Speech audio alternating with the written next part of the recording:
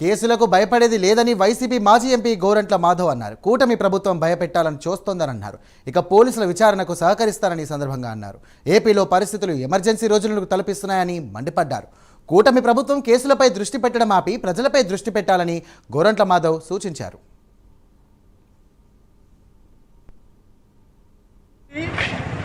సూర్యుని ఆపాలనుకోవడం ఎంతటి హాస్యాస్పదమో ఈ కేసులను అడ్డం పెట్టి జగన్మోహన్ రెడ్డి గారిని అడ్డుకోవడం కూడా అంతే హాస్యాస్పదం అనేది ఈ రాష్ట్ర ముఖ్యమంత్రి చంద్రబాబు నాయుడు గారు గమనించాలి. ఈరోజు ఈ రాష్ట్రంలో ఇందిరాగాంధీ గారు 1975లో పెట్టిన ఎమర్జెన్సీ రోజులను చంద్రబాబు నాయుడు గారు ఈ రాష్ట్ర ప్రజలకు గుర్తు చేస్తున్నారు.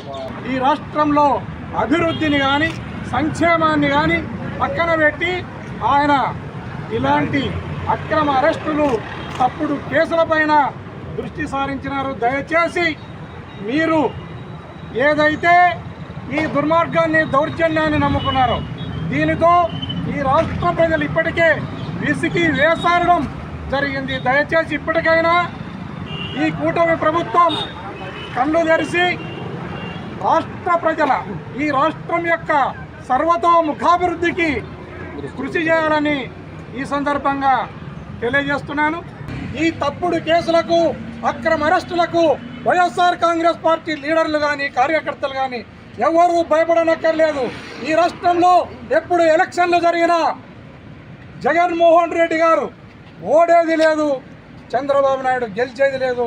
ఇది రాష్ట్ర ప్రజలందరూ కూడా గుర్తుపెట్టుకోవాలని ఈ సందర్భంగా తెలియజేస్తున్నారు. తర్వాత ఎవిడెన్స్ను ఎక్కడ కూడా డిస్ట్రాయ్ చేయడానికి కానీ సాక్షులను బెదిరించడానికి కానీ ప్రయత్నం చేయకూడదు అనేది జనరల్గా అందరికి ఇచ్చే నోటీసే, జనరల్ నోటీసు నాకు కూడా ఇవ్వడం జరిగింది.